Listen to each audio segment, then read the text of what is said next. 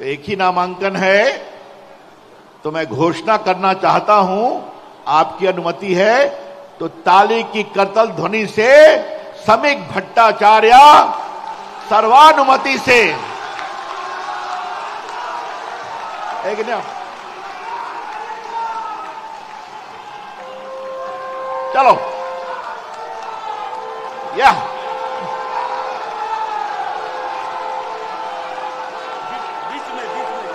है?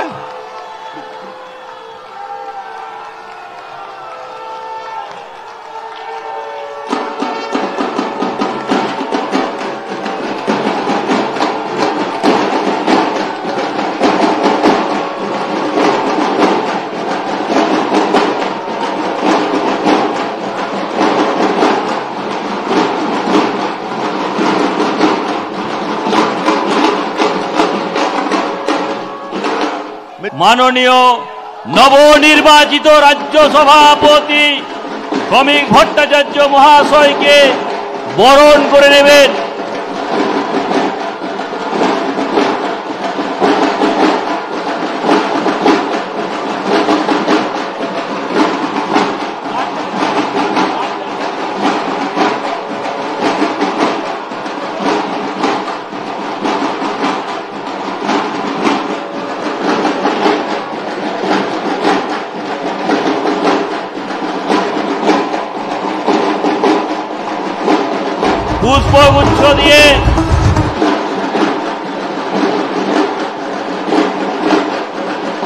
পুষ্পগুচ্ছ দিয়ে নবনির্বাচিত রাজ্য সভাপতি শ্রমিক ভট্টাচার্য মহাশয়কে স্বাগত করবেন বিধানসভার বিরোধী দল নেতা শুভেন্দু অধিকারী মহাশয়।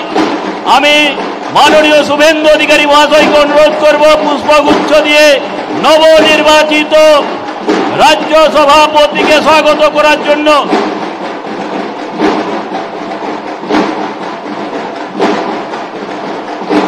নবনির্বাচিত রাজ্য সভাপতিকে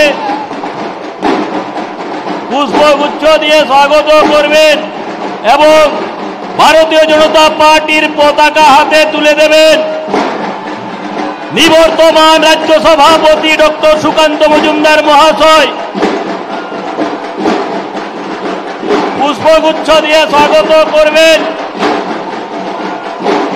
শুভেন্দু অধিকারী মহাশয় এবং তার সঙ্গে সঙ্গে নিবর্তমান রাজ্য সভাপতি ডক্টর সুকান্ত মজুমদার মহাশয় তাকে পতাকা দিয়ে বরণ করে নেবেন। আমাদের মাননীয় অবজারভারগণ, মাননীয় সুনীল বনসলজি, মাননীয় মঙ্গল পান্ডেজি এবং মাননীয় অমিত মালভিয়াজি তাকে উত্তরে দিয়ে স্বাগত করবেন। ভারত মাতা কি, ভারত মাতা কি জয় শ্রীরাম।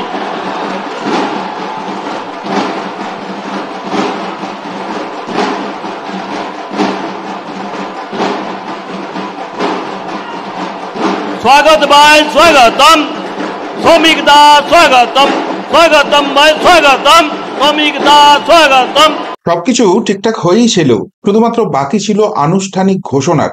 কিন্তু সেই আনুষ্ঠানিক ঘোষণা পর্বটা কি আবেগে উচ্ছ্বাসে এই জায়গায় নিয়ে চলে যাবে গেরুয়া শিবির, এটা কিন্তু কল্পনার অতীত ছিল। বাপরে বাপ, এত এত কিছু হচ্ছে, এত সমারোহ হচ্ছে বিজেপির একজন রাজ্য সভাপতি পরিবর্তন ঘিরে। না, আমার স্মরণকালে আমার অন্তত মনে পড়ছে না। আমি দেখুন, যবে থেকে রাজনীতি বুঝতে শুরু করেছি তবে থেকে বিজেপির যারা রাজ্য সভাপতি হয়েছেন সেই সময়ে বিজেপি বাংলায় অতখানি প্রাসঙ্গিক ছিল না, এটা অবভিয়াস ছিল। কিন্তু আমি এখানে তপন শিকদারকে বিজেপি সভাপতি হতে দেখেছি, আমি এখানে অসীম ঘোষকে বিজেপি সভাপতি হতে দেখেছি, তথাগত রায়কে দেখেছি, সত্যব্রত মুখোপাধ্যায়কে দেখেছি, রাহুল সিনহাকে দেখেছি। সেই এপিসোডগুলো আমি বাদ দিলাম, তখনও কিন্তু বিজেপি ততখানিও প্রাসঙ্গিক শক্তি নয়। কিন্তু তারপরে এখানে ওই দিলীপ ঘোষ হয়েছিলেন এবং তারপর সুকান্ত মজুমদার হয়েছিলেন। দিলীপ ঘোষও যখন হয়েছেন তখনও বিজেপি প্রাসঙ্গিক নয়, কিন্তু সুকান্ত মজুমদার যখন বিজেপি রাজ্য সভাপতি হয়েছেন তখন কিন্তু বিজেপি যথেষ্ট রকমের ভালো শক্তি পেয়ে গেছে বাংলায়। কিন্তু তার সভাপতিত্ব বরণের সময়ও কিন্তু এত উচ্ছ্বাস, এত কিছু কিন্তু আমরা দেখিনি। অর্থাৎ পশ্চিমবঙ্গে যে কিছু একটা হতে চলেছে এবং বিজেপি সেটা নিয়ে যে কিছু একটা ভাবনা চিন্তা করছে, সেই জায়গাটাই কিন্তু স্পষ্ট হয়ে যাচ্ছে। তার থেকেও বড় কথা, আর এখানে এখানে বেশ কয়েকটা আজকে ইম্পর্টেন্ট ঘটনা ঘটেছে।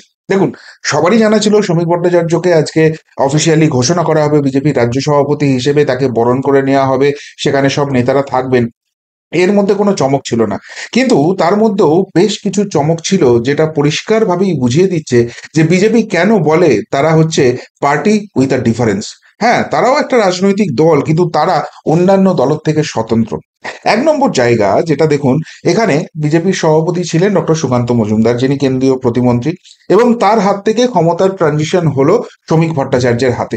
এবার আমরা সাধারণত দেখি যে এই ধরনের যখন কোনো পরিবর্তন হয়, সেখানে কোথাও গিয়ে একটা মনক্ষুণ্ণের ব্যাপার থাকে, কোথাও গিয়ে একটা ক্ষমতা হারানোর ভয় থাকে। কিন্তু এই যে পুরো অনুষ্ঠানটা হলো, সেখানে সুকান্ত মজুমদারের উপস্থিতি দেখুন। তিনি যেভাবে বৈরিক পতাকাটা, বিজেপির পতাকাটা নিজের হাত থেকে নিয়ে শ্রমিক ভট্টাচার্যের হাতে দিলেন, যেন ওই রিলে রেসের মতো প্যাটার্নটা বদল হচ্ছে। আসলে বারবারই বিজেপি যেটা বলে যে এখানে পদ্ম প্রতীকটাই শেষ কথা, এখানে নরেন্দ্র মোদী, অমিত শাহ, জেপি নাড্ডা, তাদের কথাটাই শেষ কথা। এখানে বিজেপি শুধুমাত্র নীতি আদর্শের রাজনীতি করে, সেটা এই স্মুথ ট্রানজিশনই কিন্তু প্রমাণিত হয়ে যাচ্ছে। এবং আরেকটা জিনিসও দেখুন, এই রাজ্যে বিজেপির মূল প্রতিপক্ষ তৃণমূল কংগ্রেস, তাদের রাজ্য সভাপতি সুব্রত বক্সী হয়ে আছেন। সেই জায়গায় কোনো পরিবর্তন নেই, কোনো কিচ্ছু নেই, এবং যতদিন মমতা বন্দ্যোপাধ্যায় চাইবেন ততদিন তিনি সেই পোস্টে থাকবেন। এবং নট অনলি সুব্রত বক্সী, মানে তৃণমূল কংগ্রেসের যে কোনো পোস্টই দেখুন, একদম পরম্পরায় সেটাই চলে যাচ্ছে।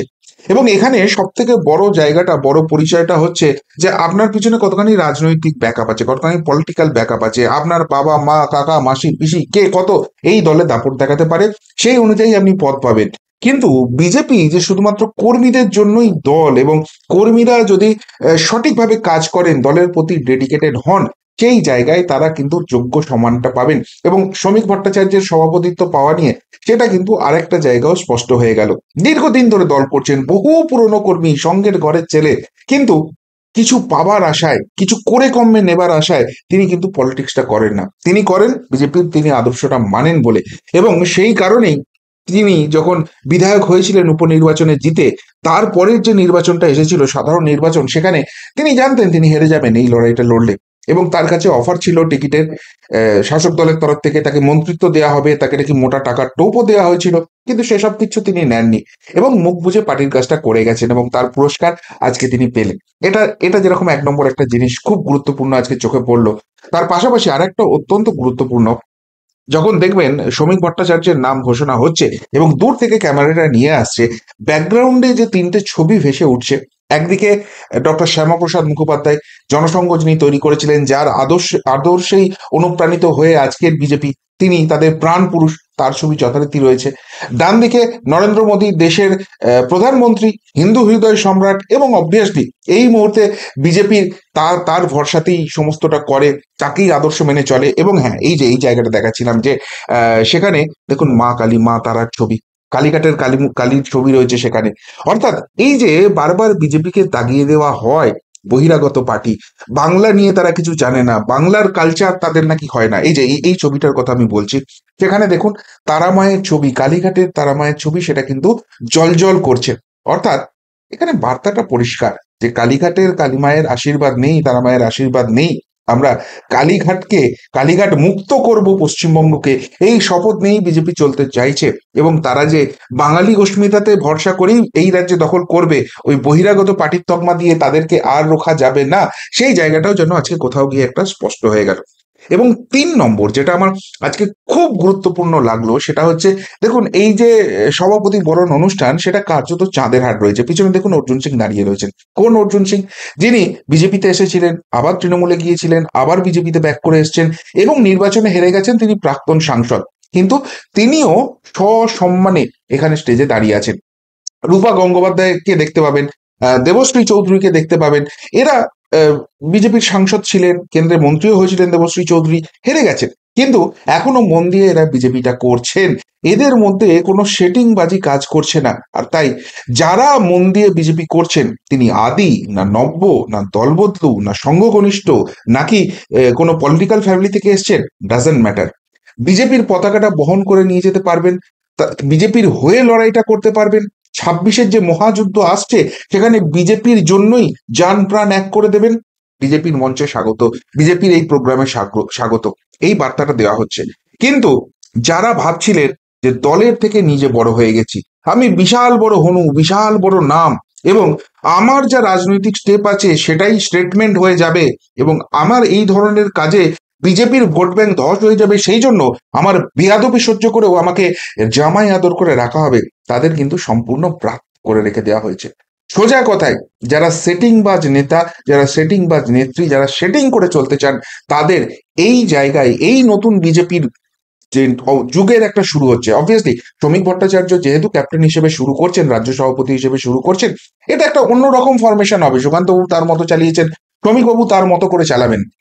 তো সেই শ্রমিক ভট্টাচার্যের যে জামানা হতে চলেছে, সেখানে কিন্তু এই সেটিংবাজির কোনো রকম কোনো ঠাঁই নেই, যেটা এই বিজেপির জন্য সব থেকে বড় হেডাকের কারণ হচ্ছে। এবং সেই জন্য সেই কাগজে বাঘগুলোকে যত বড় নামই হোক কিন্তু প্রাপ্ত করে রাখা হয়েছে, একদম প্রাপ্ত করে দেওয়া হয়েছে। এবার আপনাদের মনে একটা প্রশ্ন আসবে যে ঠিক আছে, আমরা তো দেখতে পাচ্ছি বেশ কিছু দাপুটে জায়গার দাপুটের লোক তারা ব্রাত্য হয়ে গেছে, কিন্তু সবাই কি ব্রাত্য হয়েছে? এইখানে এখনো অনেকে আছে যাদের বিরুদ্ধেও কর্মী সমর্থকদের অনেক অভিযোগ আছে। কই তারা তো রয়েছে, তাদের নিয়ে তো কোনো রকম কোনো স্টেপ নেওয়া হয়নি। ওই একজন দুজনকে নিয়ে স্টেপ নিলে কি সব হয়ে যাবে? না, একটা জিনিস ভালো করে বুঝুন, এই যে নির্বাচনটা বিজেপি লড়তে চাইছে, বিজেপির বার্তা স্পষ্ট যে এখানে কিন্তু মুসলিম ভোট তাদের দিকে আসবে না। কেন? তাদের তাদের একটা জিনিস, একটা ভুল বুঝিয়ে রেখে দেওয়া হয়েছে, সেই জায়গা থেকে তারা বেরোতে পারছেন না। এই রাজ্যে বিজেপি যখন আসবে, ক্ষমতা দখল করবে এবং সত্যি সবকে সাথ সবকা বিকাশ করবে, তখন হয়তো এই মুসলিম সমাজ তাদের ভুলটা বুঝতে পারবে এবং তখন তারা বিজেপি থেকে ভোট দেবে। কিন্তু 26-এর নির্বাচনে মুসলিমরা হয়তো বিজেপিকে ভোট দেবেন না, এই জায়গাটা স্পষ্ট। আর তাই এই নির্বাচনটা জিততে গেলে হিন্দু হিন্দু ভাই ভাই, হিন্দু ভোট ইউনাইটেড করতেই হবে। আর তাই যদি আমি সবাইকে এইসব নিয়ে ব্রাত্য করতে শুরু করি, সবাইকে সরিয়ে দিই, তুমি খারাপ, তুমি খারাপ, তুমি খারাপ, তুমি এসো, তাহলে তাহলে কিন্তু মুশকিল আছে। যেখানে সবাইকে জোড়ার কথা বলা হচ্ছে, সবাইকে ছাড়লে তো হবে না। তাহলে এরকম দ্বিমুখী নীতি নিয়ে কেন নেওয়া হচ্ছে? কেউ একজন করলে তাকে দোষ দেওয়া হচ্ছে, তাকে শাস্তি দেওয়া হচ্ছে, আর বাকিদের ক্ষেত্রে কেন ছাড় দেওয়া হচ্ছে? আসলে ওই বাংলায় একটা কথা আছে না, যে বউকে মেরে ঝিকে শেখানো, এখানে অনেকটা সেরকমই হয়েছে। কোনো একজন বা দুজনকে পার্টিকুলারলি এই রকম কঠিন শাস্তি দিয়ে, এইভাবে ব্রাত্য করে রেখে, কোণঠাসা করে রেখে, অপান্তেও করে দিয়ে একটা বার্তা বাকিদেরও দেওয়া হয়েছে যে বাকিরা, তোমরা যারা ভাবছো অন্যরকম ভাবনা চিন্তা করবে, হাতে বিজেপির পতাকা ধরবে, নামে বিজেপি করবে, মুখে বিজেপি বলবে, কিন্তু আসলে দল বিরোধী কাজ করবে, তোমাদের ছেঁটে ফেলতে একটা মুহূর্তও সময় লাগবে না। এখনো সুযোগ দিচ্ছি, শেষ সুযোগ দিচ্ছি, বদলে নাও এবং বিজেপির এই লড়াইয়ে সামিল হও। যদি নিজেদের না বদলাও, তাহলে দেখছো তো বড় বড় নাম সেগুলোকেও আমরা কেটে ফেলে দিয়েছি, তোমাদেরও ছেঁটে ফেলে দিতে আর দু সেকেন্ডও আমাদের সময় লাগবে না। সেই বার্তাটা কিন্তু দিয়ে দিলেন, অর্থাৎ সবাইকে নিয়ে চলার বার্তা, সবাইকে বদলে গিয়ে যেটা বিজেপি একটা থিম হিসেবে, একটা টিম হিসেবে কাজ করার চেষ্টা করছে, সেইটাতেই ফোকাস করে এগোনোর বার্তা, সেটা কিন্তু আজকের অনুষ্ঠান থেকে স্পষ্ট হয়ে গেল। এবং খুব স্বাভাবিকভাবেই তাদের নতুন রাজ্য সভাপতি পেয়েছে গেরুয়া শিবির, যেভাবে আবেগে উচ্ছ্বাসে তারা ভাসছে, নতুন করে জোশ আসছে, এবং সব থেকে বড় কথা, রাজ্য নেতৃত্ব তারা ইউনাইটেড ওয়েতে কাজ করবে, কাঁধে কাঁধ মিলিয়ে লড়াই করবে, সেই ইঙ্গিতটা দিচ্ছে। সব মিলিয়ে কিন্তু বিজেপিকে অনেক শক্তিশালী লাগছে। এবার এই যে শক্তিশালী লাগছে, এটা শুধু খাতায় কলমে রাখলে হবে না, একদম বুথ অব্দি যেতে হবে, মানুষের কাছে পৌঁছতে হবে এবং তাদেরকে গিয়েও সেই কনফিডেন্সটা দিতে হবে, তবেই কিন্তু বাংলায় পরিবর্তনটা বিজেপি করতে পারবে।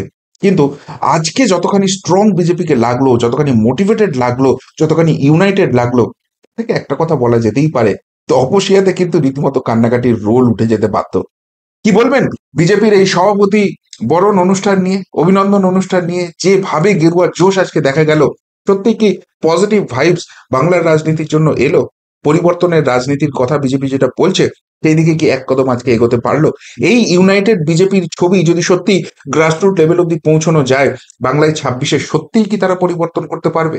এই নিয়ে যদি আপনাদের কিছু মন্তব্য থাকে, অবশ্যই কমেন্ট বক্সে কমেন্ট করে জানাবেন। এখনকার মতো এখানেই শেষ করলাম, ফেরত আসছি নতুন প্রতিবেদন নিয়ে খুব তাড়াতাড়ি। ভালো থাকবেন, সাথে থাকবেন, পাশে থাকবেন। নমস্কার।